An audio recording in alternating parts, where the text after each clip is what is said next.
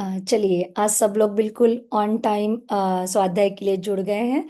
तो हम लोग स्वाध्याय की शुरुआत करते हैं। गुरु वंदना से शुरुआत करेंगे। सब लोग आंखें बंद कर गुरु की प्रार्थना करेंगे। गुरु ब्रह्मा गुरुर्विष्णु गुरुर्देवो महेश्वरा, गुरु साक्षात् परब्रह्म तस्मै श्री गुरवे नमः। तस्मै श्री गुरवे नमः। आइए, आज के ऑनलाइन स्वाध्याय में आप सभी का बहुत स्वागत है। गुरुदेव ने जो बहुत सारी किताबें हमारे लिए छोड़ी है लिखकर, जिससे हम सारी चीज़ें समझते हैं और अपने जीवन में उतारने की कोशिश करते हैं। तो उसमें से एक किताब जो अभी हम ले रहे हैं वह है अध्यात्म के ऊपर, कि हमारा अध्यात्म था जो है वो क्या था और अभी क्या हो गया है और उसे क्या होना चाहिए। इन सारी चीज़ों पर हम रोज ही स्वाध्याय ले रहे हैं। ठीक है, तो कल के स्वाध्याय में हमने देखा था, सोनाली दीदी ने जो लिया था उसमें देखा था कि किस तरह से आध्यात्म हमारे समग्र जीवन पद्धति में आया हुआ है। संतों ने, महापुरुषों ने उसे किस तरह से हमारे साथ बांटने की कोशिश की है, और उन्होंने अध्यात्म को जीवन में उतारने के लिए जो जो कष्ट किया है, किस तरह से साधनाएं की हैं, ये सारी चीजें हमने कल देखी थी। और एक चीज ये भी देखी थी कि किस तरह से उन्होंने जो भी मार्ग अपनाया था उसके लिए जो भी चीजें उनको जरूरत थी वो यूज में लाई हुई थी, उपयोग में लाई हुई थी। उन चीजों को हम कभी कभी अंधानुकरण जिसको कहते हैं, कि मतलब आंखें बंद कर कर बस उस चीजों को करते जाना बिना कुछ सोचे समझे। तो ऐसा हम किस किस बारे में कर रहे थे यह हमने कल के स्वाध्याय में देखा था। तो पूरी पुस्तक में हमको गुरुदेव यही समझाने की कोशिश करते हैं कि किस तरह से हमें अध्यात्म को फॉलो तो करना है, उसे अपने जीवन में तो लाना है, पर सोच समझ कर।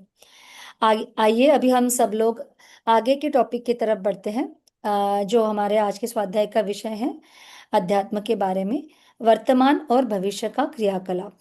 इसमें हम देखेंगे कि हमारे अध्यात्म को हमारे जीवन में लाने के लिए किन किन लोगों को और विशेषतः गुरुदेव को क्या क्या चीजें, क्या क्या साधनाएं करनी पड़ी, ताकि अध्यात्म जो है वो वर्तमान में, मतलब उस वक्त, और भविष्य जो अभी मतलब हम लोग देख रहे हैं, उसमें अध्यात्म जीवित कैसे रह सके और आगे कैसे बढ़ सके। तो चलिए पढ़ना शुरू करते हैं।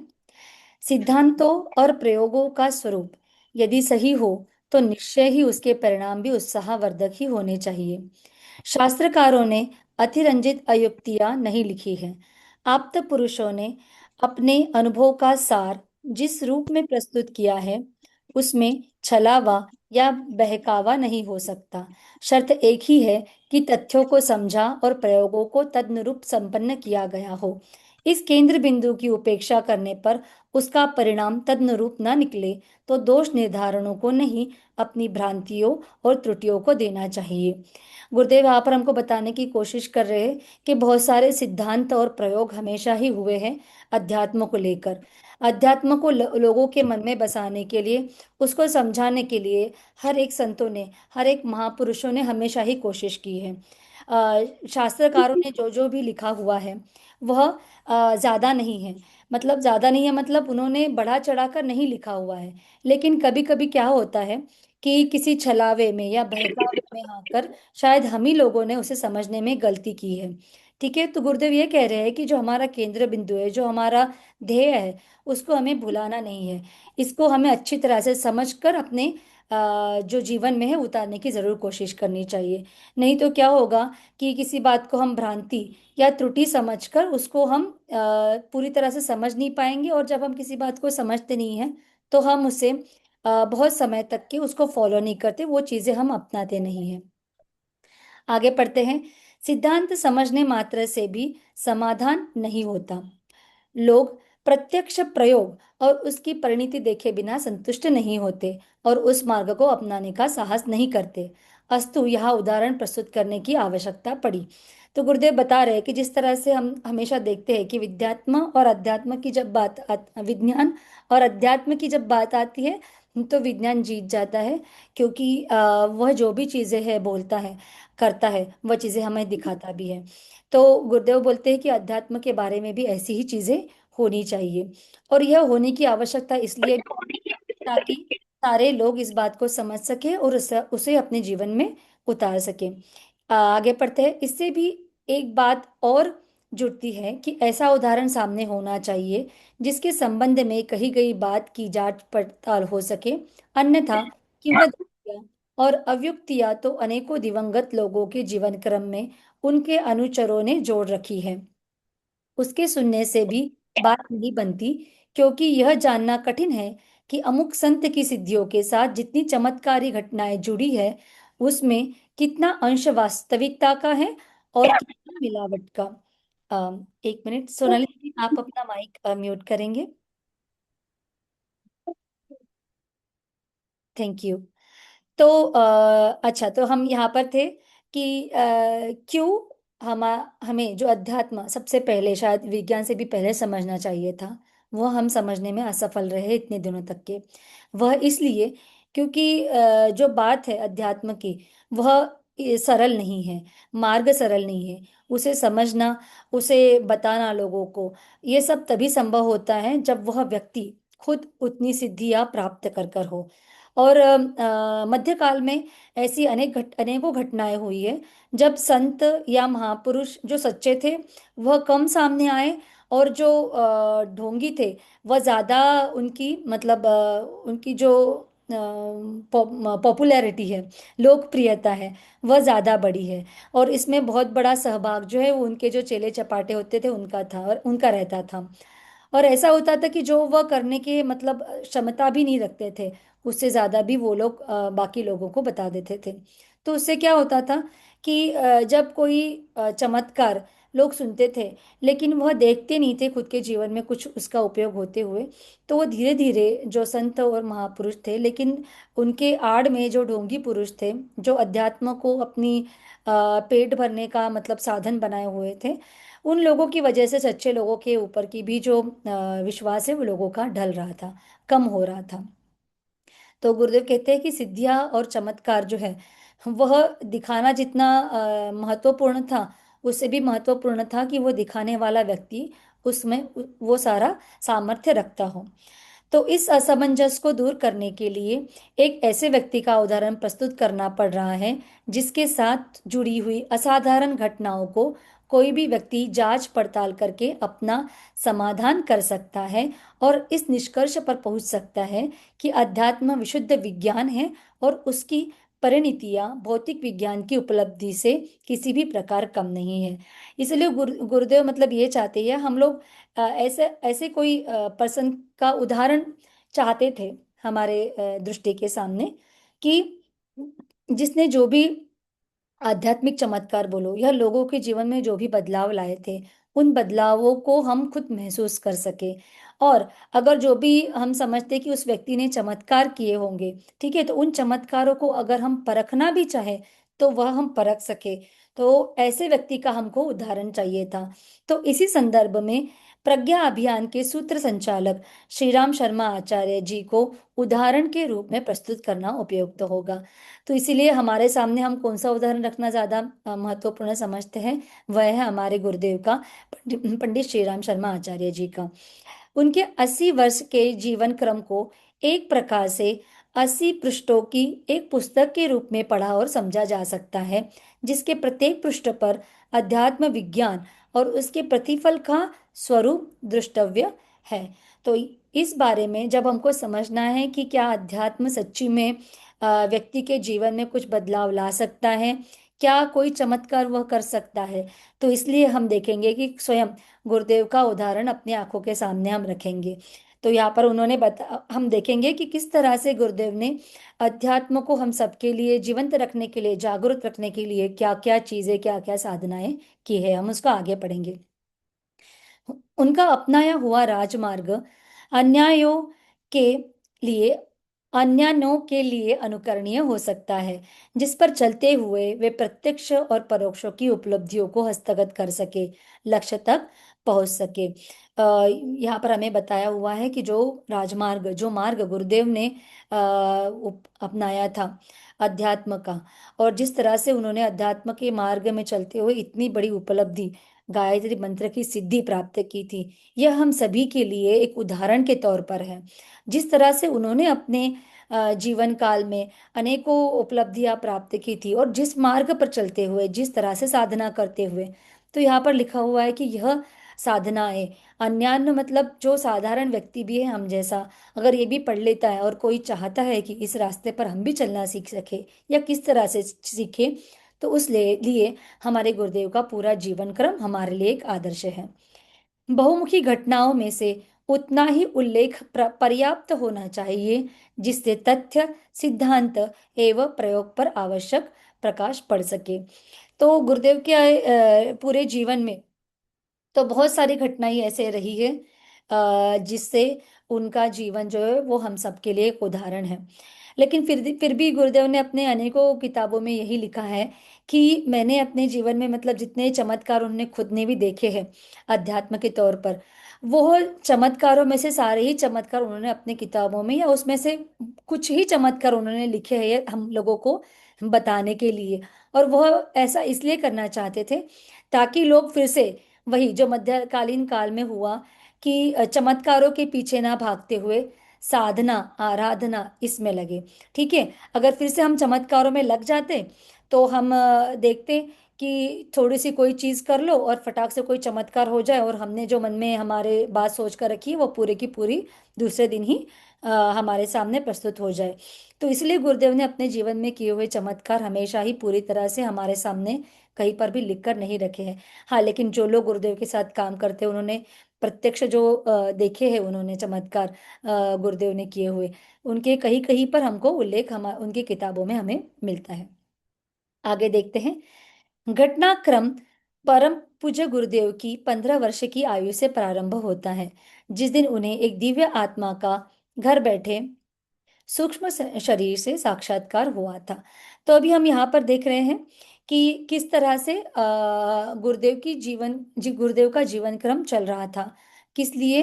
कि हमारे लिए अध्यात्म पूरी तरह हमारे जीवन में उतारने के लिए, हमें उस पर विश्वास डालने के लिए गुरुदेव एक प्रत्यक्ष उदाहरण बन सके। तो इसकी जो शुरुआत है वह जब 15 वर्ष के आयु के थे तभी से हुआ है। उनकी गुरु सत्ता ने प्रकाश मंडल के मध्य अपनी काया का दर्शन दिया। इस प्रकार की अनोखी झांकी से एक बालक का भयभीत हो उठना स्वाभाविक था। वार्तालाप चला। सूक्ष्म शरीर में प्रकट हुए दिव्य पुरुष ने कहा, हम इस जन्म जन्म को सही दिशा पर चलाने का मार्गदर्शन करने आए हैं। अनेकों जन्मों में भी तुम्हारे साथ रहे हैं। उस लंबी अवधि में पात्रता इतनी परिपक्व हो गई कि तुम्हें प्रकाश को ढूंढने कहीं जाना नहीं पड़ा, वरन प्रकाश स्वयं ही चलकर मार्गदर्शन के लिए स्वयं आ गया है। तो किस तरह से शुरुआत हुई थी गुरुदेव की साधना की, इस अनन्य साधारण प्रवास की? वह यह थी कि 15 वर्ष की आयु में जब गुरुदेव साधना करने बैठे थे, तो एक दिव्य ज्योति के स्वरूप में गुरु सत्ता का उनको दर्शन हुआ। तो जब एक सूक्ष्म शरीर उनके सामने प्रकट हुआ, तो वो बहुत ही छोटे बालक थे, सिर्फ 15 वर्ष के। तो यह बहुत साधारण सी बात रही होगी कि कोई भी व्यक्ति ऐसी चीज को, ऐसी घटना को देखकर डर जाता, भयभीत हो जाता।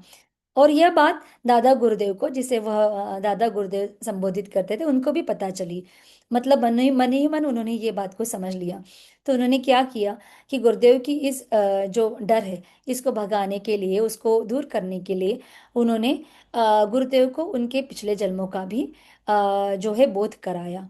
उन्होंने बताया कि अनेकों जन्मों से वो गुरुदेव के साथ चल रहे हैं, और तुम्हारे जो पिछले जन्मों के कर्म है वह स्वयं स्वयं ही इतने अच्छे हैं कि इस जन्म में तुम्हें प्रकाश को ढूंढने के लिए कहीं बाहर जाने की जरूरत नहीं पड़ी, वरन प्रकाश स्वयं ही तुम्हारे पास आ गया।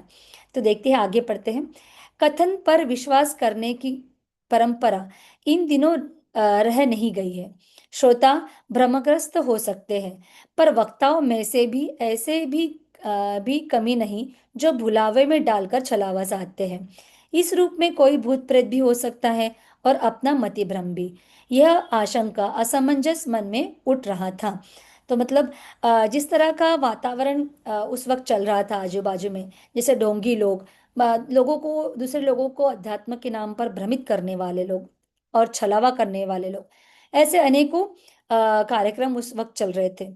तो शायद गुरुदेव को भी, जो बालक थे सिर्फ 15 वर्ष के, उनको भी शायद लगा होगा कि कहीं यह कोई छलावा तो नहीं है, यह मेरा कोई मति भ्रंश तो नहीं है, कोई भूत प्रेत तो नहीं है। तो इस तरह की आशंका गुरुदेव के मन में थी। लेकिन फिर भी आगे पढ़ते हैं। दिव्य पुरुष ने बालक के मानस को पढ़ लिया और वह किया जिससे अनुभूति भीतर से उभरी। आंख बंद करने के लिए कहा गया और पिछले जन्मों की स्थिति का दर्शन क्रम चढ़ पड़ा। तो इसी असमंजस को दादा गुरुदेव ने भाप लिया था और उन्होंने गुरुदेव को सारी चीजें बताना शुरू किया। पिछले 700 वर्षों का घटनाक्रम दिखता गया। सभी जन्म अध्यात्म सिद्धांतों को कार्यान्वित करते हुए अपनी पात्रता अग्रसर करने की दिशा में एक एक कदम आगे बढ़े थे। तो दादा गुरुदेव ने गुरुदेव को उनके पिछले 700 वर्षों का घटनाक्रम दिखाया। वही आंखें बंद करने को कहा और उस ध्यान की स्थिति में उनको 700 वर्षों का, जिसमें 11 जन्म उन्होंने शायद दिखाए, एक एक कर दिखाए। और वहां पर उन्होंने एक चीज पाई कि हर जन्म में वो जो अपनी पात्रताएं हैं वो हमेशा बढ़ाते ही जा रहे थे, और हमेशा पात्रता पर अग्रसर करने की दिशा में ही उनका जन्म हर बीतता रहा था। इस अवधि में प्रायः 10 जीवनों की श्रृंखला थी। तो उन्होंने कितनी इस अवधि में, दादा गुरुदेव ने उन्हें 10 उनके जीवन दिखा दिए, जिसमें से 3 विशेष महत्वपूर्ण है। तो उसमें से 3 अति विशेष थे, और वह थे कबीर, समर्थ गुरु रामदास और रामकृष्ण परमहंस। तो सभी जन्मों की घटनाएं एक ही मार्ग पर चलने की थी। तो जैसे 3 बहुत ही महत्वपूर्ण जन्म जो थे गुरुदेव के पिछले, जो यहाँ पर हमको बताए गए हैं, उसमें से एक था कबीर का, दूसरा था समर्थ गुरु रामदास का, और तीसरा था रामकृष्ण परमहंस का। तो कबीर जी ने भी आध्यात्मिकता के मार्ग को लेते हुए हर सामान्य व्यक्ति को किस तरह से इस मार्ग पर चलना सुकर हो सके, सहज हो सके, इसके बारे में ही अपना पूरा जीवन लगा दिया था। इसीलिए कबीरदास जी के जो दोहे हैं वह बहुत ही प्रचलित है। उसमें से दोहों के स्वरूप में बहुत ही सादी सादी चीजें, बहुत ही ऊंची जो हमारे कंसेप्ट है उसके बारे में हमें सादे सादे शब्दों में बताती है। उसी तरह से समर्थ गुरु रामदास थे। उन्होंने भी अध्यात्म का मार्ग खुद खुद भी स्वीकारा, और एक अति परिपक्व शिवाजी महाराज हमको दिए। और रामकृष्ण परमहंस जी ने, जिन्होंने बिल्कुल विवेकानंद जी का तेज भाप लिया था और अपना शिष्य उनको बनाकर हमारे देश को, हमारे युवाओं को अध्यात्म की तरफ और आगे बढ़ाने के लिए एक स्वामी विवेकानंद हम लोगों को दे दिया था। आगे पढ़ते हैं। सभी जन्मों की घटनाएं एक ही मार्ग पर चलने की थी। समय की आवश्यकता के अनुरूप कार्यक्रम तो बदलते रहे, पर दिशा एक ही रही, और प्रकाश भरे मार्गदर्शन का केंद्र बिंदु भी एक ही था। तो यहाँ पर हमें बताया गया है कि जन्म अलग अलग थे, ठीक है, उनके स्वरूप अलग अलग थे, शायद काम करने का तरीका भी अलग अलग हो। ये सब अलग अलग होते हुए भी सबका ध्येय एक ही था कि समाज में अध्यात्म की स्थिति जो है वो मजबूत करना, लोगों में अध्यात्म के प्रति आश्वस्तता निर्माण करना। यह दृश्य थे जो दिवा स्वप्न पर यह दृश्य थे तो दिवा स्वप्न पर उनके प्रत्यक्ष एवं यथार्थ होने जैसा प्रभाव उत्पन्न हुआ। तो गुरुदेव ने जब इस सारी बातों की अनुभूति ली, उनके पिछले जन्मों की अनुभूति ली, तो उनको यह एक दिवा स्वप्न, मतलब जो दिन में हम लोग देखते हैं सपना, कभी हम सोच में पड़ जाते हैं और सोच में पढ़ते पढ़ते ऐसा लगता है कि कुछ देख रहे हैं सामने, है ना, तो उसको कहते हैं कि दिवा स्वप्न, मतलब सोच इतनी गहरी हो जाती है कि हम आंखें खोलकर भी स्वप्न जैसा ही महसूस करने लगते हैं, जैसे कुछ घट रहा हो। तो गुरुदेव को भी लगा उस वक्त कि क्या यह दिवा स्वप्न है, पर यथार्थ भी लग रहा था उनको। आत्मबोध उभरा, और इस जन्म का उपयोग किस प्रकार हो, यह जिज्ञासा उभरी। मन की जानने वाले से कुछ कहना न पड़ा, उनने अपनी ओर से ही उसे बताना आरंभ कर दिया। तो गुरुदेव की जो भी मतलब प्रश्न गुरुदेव के मन में उठ रहे थे कि ये सब क्या है, ये सारी बातें मतलब मैं देख पा रहा हूँ या फिर आगे जाके मुझे क्या करना है, ये जो सारे प्रश्न थे ये दादा गुरुदेव को समझ में आ गए। और उन्होंने ही मतलब बिना गुरुदेव ने कोई प्रश्न पूछे दादा गुरुदेव ने इन सब बातों का उनको, उन सब बातों के बारे में बताना उनको शुरू कर दिया। जीवन से लेकर मरण पर्यंत तक की समग्र योजना बता दी गई और आवश्यक क्षमता अर्जित करने के लिए 24 वर्षों में साधना पूरी कर लेने के लिए कहा। तो दादा गुरुदेव की तरफ से एक आदेश आया था कि जब गुरुदेव के साथ दादा गुरुदेव का प्रथम वार्तालाप शुरू था, उसी वक्त दादा गुरुदेव ने गुरुदेव को सारी चीजें कि उनको उस वक्त से लेकर 15 वर्ष की उस आयु से लेकर मरण तक क्या करना है, सारी योजना गुरुदेव को दादा गुरुदेव ने उसी वक्त पहले ही साक्षात्कार में बता दी थी। उसके लिए जो आवश्यकता थी, किस तरह से गुरुदेव को साधना था, खुद को क्या क्या करना था, 24 वर्षों में कौन कौन सी साधना पूरी करनी थी, यह सारी बातें दादा गुरुदेव ने उनको बता दी। इसे जब भी किया जाए तब जौ की रोटी और छाछ भर का आहार ग्रहण ग्रहण करने का निर्देश हुआ। दादा गुरुदेव ने यह भी बताया कि 24 वर्षों की जो आपको गायत्री साधना करनी है, उसने आपने क्या खाना है, सिर्फ जौ की रोटी और छाछ। परिशोधन और संकल्प की प्रखरता के लिए यह आवश्यक बताया गया और उन दिनों चल रहे स्वतंत्रता संग्राम में भाग लेने के बीच बीच में उस क्रम को चलाने का उद्देश्य भी पूरा करते रहने का समन्वित कार्यक्रम निर्धारण हुआ। तो इस तरह से क्या हुआ, दादा गुरुदेव ने पंडित श्री राम शर्मा आचार्य जी को मतलब गुरुदेव को आगे का पूरा जीवन किस तरह से जीना है, इसका पूरा के पूरा टाइम टेबल बता दिया। और इसके साथ साथ जिस तरह से साधना भी करनी थी तब भी करना था, लेकिन उसी के साथ क्योंकि भारत स्वतंत्रता तब होने का था, तो उसमें स्वतंत्रता संग्राम में भी गुरुदेव का कुछ भागीदारी उसमें रहे, यह भी दादा गुरुदेव ने उनको बता दिया था। यह तपश्चर्या का एक परोक्ष पक्ष रहा। उसके अतिरिक्त प्रत्यक्ष जीवन की प्रत्यक्ष रूपरेखा के बारे में समझा गया कि वह उपासना, साधना और आराधना के साथ गुथी हुई होनी चाहिए।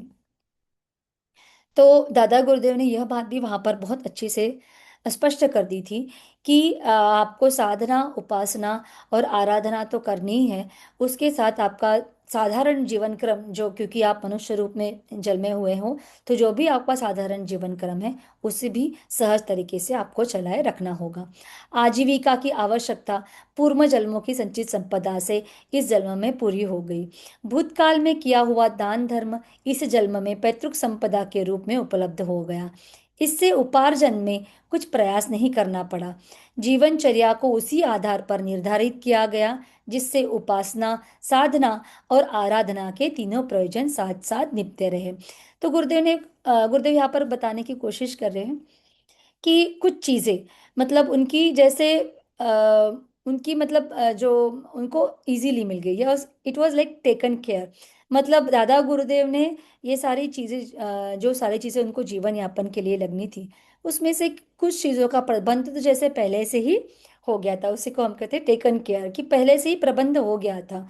तो किन किन चीजों का हुआ था कि भूतकाल में जो भी गुरुदेव ने दान धर्म किए होंगे, तो वो दान धर्म उनको इस जीवन में पैतृक संपदा के रूप में उपलब्ध हो गए। इसलिए उनको ज्यादा अपने जीवन के उपार्जन के लिए ज्यादा कुछ प्रयास करना नहीं पड़ा। तो और इसी वजह से उनको मतलब जो अपनी जीवन साधारण जीवन जो उनको अपना जीना था, उसके लिए ज्यादा मेहनत नहीं करनी पड़ी, क्योंकि उनके जो पूर्व संचित कर्म थे, अच्छे पुण्य थे, उन्हीं के हिसाब से उनको सारी संपत्ति जितनी जरूरत थी उतनी उनके पास पहले से ही मौजूद थी। और इसीलिए क्या हुआ, उपासना, साधना और आराधना का जो क्रम है वो गुरुदेव अच्छी तरह से अपना चला सके। आगे पढ़ेंगे। उपासना अर्थात ईश्वर के समीप बैठना। अब इस यहाँ पर आगे के पारा में हम लोग देखेंगे कि किस तरह से गुरुदेव ने इन तीनों चीजों को करने की कोशिश की है अपने लाइफ में, अपने जीवन में। उपासना अर्थात ईश्वर के समीप समीप बैठना, उसके निमित्त अपने समग्र समर्पण की मनोभूमि बनाना, गायत्री को, महाप्रज्ञा को परमेश्वर का प्रतीक मानकर उसके साथ अपने को तद्रुप करने का भावनात्मक प्रयास चला। नदी नाले की तरह, आग ईंधन की तरह सिंधु में जल बिंदु की तरह, पति पत्नी की तरह यह आत्मसमर्पण, एकीकरण, अद्वैत चलता रहा। कीट भृंग की गति हो गई, स्थिति एकाकार जैसी हो गई। तो उपासना, जिसे हम कभी कभी उपवास भी कहते हैं। उपासना शब्द तो बहुत ही सरल है, लेकिन यह कोई एक वक्त पर या एक जगह पर सिर्फ करने की चीज नहीं है। गुरुदेव ने उसे अपने पूरे जीवन में डाला है। और किस तरह से ढाला है, यह गुरुदेव ने इस छोटे से पैरा में बताने की कोशिश की है। कि जैसे उपासना का अर्थ होता है कि ईश्वर के समीप बैठना। तो सिर्फ ईश्वर के समीप कुछ वक्त के नहीं, उन्होंने अपने पूरे जीवन में समग्र समर्पण की मनोभूमि तैयार की थी। किस लिए तैयार की थी? ताकि गायत्री माँ को, गायत्री तत्व को वो पूरे अपने जीवन में एकाकार रूप से जी सके। ठीक है। यह बात नहीं थी कि बस एक जगह पर बैठे एक दो माला कर ली और उसके बाद में भूल जाए कि हम क्या कर रहे हैं। नहीं, उन्होंने कहा है कि यह बात जो है समर्पण की, उपासना की, यह किस तरह से चल रही थी? नदी नाले की तरह चल रही थी, आग ईंधन की तरह चल रही थी। मतलब एक दूसरे को पूरक और एक दूसरे के साथ साथ। जैसे अगर हम कोई ईंधन नहीं डालेंगे तो आग जलती रहेगी क्या? बिल्कुल भी नहीं रहेगी। तो इसी तरह से यह जो उपासना थी, यह बराबर चल रही थी, सातत्यपूर्ण रूप तरीके से चल रही थी। दूसरा प्रयास जो गुरुदेव ने किया वह यह था साधना का। साधना किसकी? अपने आप की। अनगढ़ को सुसंस्कृत बनाने की, माली की काट छाट, धोबी की धुलाई, मदारी का पशुओं को कलाकार बनाने का कौशल याद आता रहा। अपने साथ कढ़ाई कढ़ाई और दूसरों के साथ नरमी करने की नीति अपनाई गई। और दूसरा प्रयास गुरुदेव ने किया इस अध्यात्म के मार्ग को अपनाने के लिए, वह था साधना का। सबसे कठिन चीज है हम लोगों के भी लिए देखी जाए तो, है ना। साधना मतलब खुद को साधना, खुद की इच्छाओं को साधना, खुद के विचारों को साधना। इन सारी चीजों से जब इंसान खुद को साध लेता है, तब वह खुद का बॉस बन जाता है। उसका दिमाग जिस तरह से उसको चलाता है या नचाता है, उस तरह से वो नहीं चलता, बल्कि अपने मन से पूरे दृढ़ निश्चय के साथ चलता है। जब वो सोच लेता है कि यह काम मैं कर कर रहूंगा, तो वह जरूर ही वह काम को कर कर रहता है। तो इस तरह से गुरुदेव बता रहे हैं कि जब उन्होंने इस साधना की शुरुआत की, तो साधना की शुरुआत में बहुत सरल सा मार्ग था कि खुद के लिए कड़ाई और दूसरों के लिए नरमी बनाए रखे। ठीक है। और हमारा होता बिल्कुल उलट है। हमारे साधना की बात हम सोचते हैं कि चलो कुछ ये स्वाध्याय हम लोग रोज करेंगे, या फिर हम उपवास के दिन हम ये चीज़ नहीं खाएंगे, या फिर हमने अभी छोड़ दिया, अगर हमको वजन कंट्रोल करना है तो हम मीठा पूरी तरह से छोड़ रहे हैं। लेकिन क्या होता है, कुछ समय ऐसा आता है कि इन सारी चीज़ों में हम व्यत्यय आने देते हैं। ना कि हम खुद के साथ कड़ाई अपना कर जिस जो हमने ध्येय निश्चित किया है उसके मार्ग पर सातत्य से चलते रहते हैं। तो है ना, बहुत ही कठिन होता है साधना का विषय जब आता है तब। लेकिन गुरुदेव ने ये सारी चीजें की। लोभ, मोह और अहंकार के महिषासुर, वृत्तासुर से जूझने की रणनीति इस प्रकार बनाई गई कि इनमें से कोई हावी ना होने पाए। तो गुरुदेव ने बताया हमको यहाँ पर कि जितने भी मतलब बुरी आदतें हैं, लोभ, मोह, अहंकार, इन सारी बातों को खुद पर हावी ना होने देते हुए इस रास्ते पर चलना था। है ना। हमारी अगर थोड़ी सी कोई तारीफ कर ले तो हमें बड़ा अच्छा लगता है, और कोई थोड़ा सा बुराई कर दे तो बड़ा बुरा लगता है। या फिर हम किसी का साथ पाने के लिए उसकी तारीफ दिन ब दिन रोज ज्यादा की ज्यादा करते जाते हैं। और किसी की अगर सीधी तीखी बात अगर कोई कह दे, लेकिन हमारे लिए वह बात अच्छी हो, हमारे प्रगति की बात हो, तो भी हम वैसे इंसान का गुस्सा कहते करते हैं। तो गुरुदेव कहते हैं इन सारे राक्षसों से खुद को संभालना बहुत जरूरी है, तभी साधना का मार्ग अपनाया जा सकता है। साथ ही ज्ञान संपदा के अभिवर्धन का प्रयास जुड़ा। ढाल और तलवार दोनों का अभिवर्धन और निष्कासन में प्रयोग होता रहा। साधना आजीवन इसी प्रकार सदती रही। तो बहुत ही महत्वपूर्ण तरीके से गुरुदेव ने यहाँ पर हमको बताया है कि ढाल और तलवार, कि ये दोनों तरीके को, इन दोनों को अपनाकर गुरुदेव ने साधना शुरू रखी थी। तो ढाल उस चीजों के लिए जो चीजें हमको मतलब रोकनी है होने से, खुद के अंदर से होने के लिए रोकनी है। कि हम चाहते हैं कि हम किसी से ईर्ष्या ना करे, किसी से ऊपर गुस्सा ना हो।